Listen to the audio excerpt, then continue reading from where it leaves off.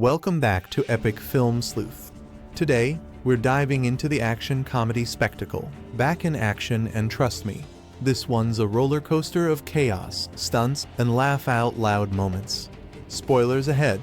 After years of serving as MI6 spies, Matthew and Emily decide to leave their dangerous lives behind upon discovering they're expecting a child.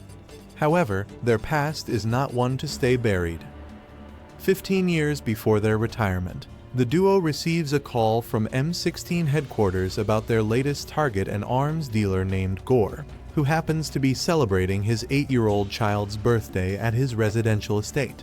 Disguised as a French couple posing as arms brokers, they infiltrate the party with practiced ease, winning Gore's trust. While mingling, Emily discreetly scans her arm with a hidden device, lifting his fingerprint from an earlier handshake. With this, she gains access to a highly classified piece of technology, the ICS Key, a master key capable of leveling an entire city. Before they can make a clean getaway, an alarm blares, summoning security. But Matthew and Emily are no strangers to high-stakes situations. They dispatch the guards with swift efficiency. Their mission supervisor, Chuck, instructs them to head for extraction immediately and, above all, keep the ICS Key's retrieval a secret. At the extraction point, Matthew and Emily reunite with their fellow agent, Baron, who clearly admires Emily. Aboard the plane, Emily hesitates before revealing she's pregnant. Expecting shock, she's surprised when Matthew reacts with joy, immediately embracing fatherhood. He orders champagne to celebrate. But before they can toast, the flight takes a deadly turn. Emily, attempting to use the restroom, is blocked, setting off alarm bells. A flight attendant suddenly attacks, demanding the ICS Key. Matthew fakes surrender, tossing the device to create a distraction, and they fight back. As the struggle escalates, it becomes clear the entire plane is compromised. Emily disarms an attacker, but a steward fires a gun, missing her but fatally hitting the pilot. The plane spirals out of control, crashing into a snow-covered mountain. Amidst the wreckage, Matthew finds one parachute and insists Emily take it for their child's sake. She refuses his sacrifice, grabbing onto him, and they glide to safety together.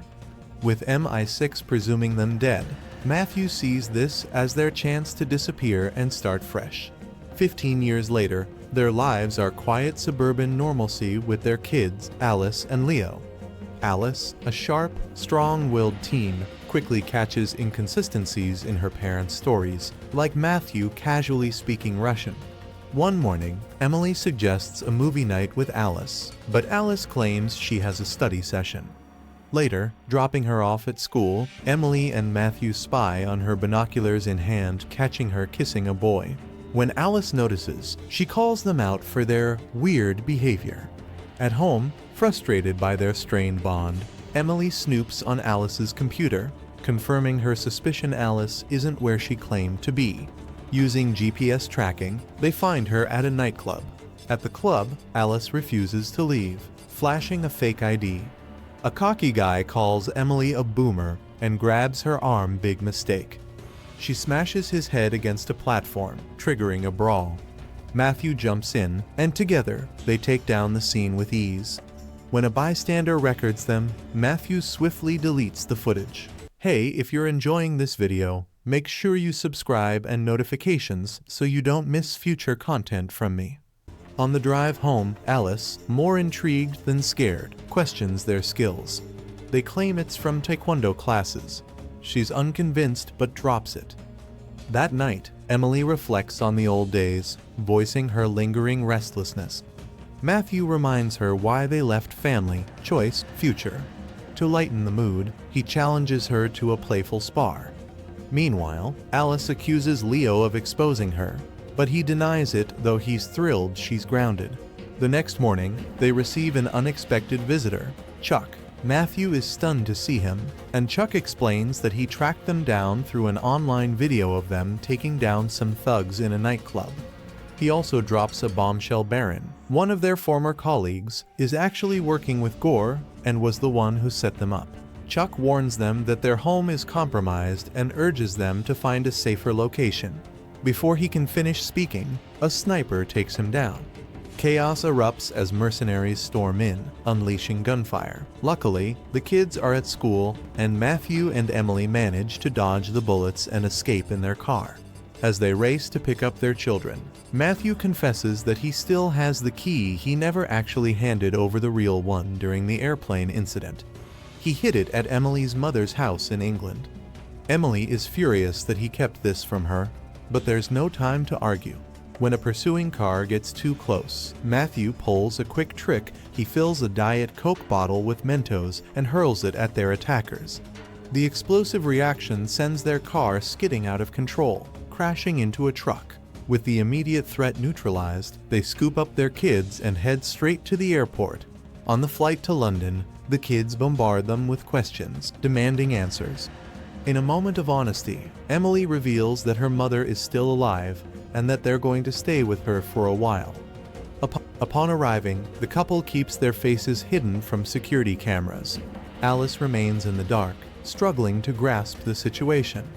They discreetly board a bus to a secluded parking lot, where they steal a car under the guise of retrieving it from their personal chauffeur. Baron arrives at the airport, tracking Matthew and Emily through surveillance. Gore's men aren't far behind. In the car, Matthew and Emily tell their kids to turn off their phones to avoid tracking. Running low on fuel, they stop at a gas station, where the kids, suspicious, check their parents' passports and find different names. One even Googles their last name and discovers their identities belong to deceased individuals. Before they can explain, Gore's men attack. Matthew turns a gas pump into a flamethrower while Emily fights hand to hand, impressing their kids. They escape, but Baron and his agents give chase. To slow them down, Matthew shoots at a truck, spilling massive pipes onto the road. As the kids demand more answers, with no choice, Matthew admits the truth: they were CIA spies. Then Matthew notices his son's console still has Wi-Fi on an easy tracking target, so he tosses it out the window. They reach Emily's mother's house, where a gunshot rings out. Grandma mistakenly shot a bird, thinking it was a threat. Tensions rise between Emily and her mother, and Matthew steps in to explain why they're there. Grandma's companion, Nigel, warmly greets them, insisting the kids call him Grandpa. Meanwhile, Baron's team learns Emily's mother was MI6. As Nigel shows off his gadgets, Matthew confesses to Grandma that he hid the key on her property, triggering another argument. Emily resents her mother's absence in her childhood, while Grandma insists she tried her best. Unbeknownst to them, Alice overhears and quietly slips away. As Matthew and Emily search for the key, Grandma and Alice share a moment until armed militia infiltrates the compound. After retrieving the key, the couple hears a commotion outside.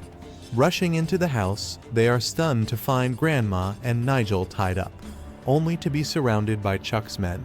To their shock, Chuck is alive. His sniper attack was staged to frame them and lead him to the key.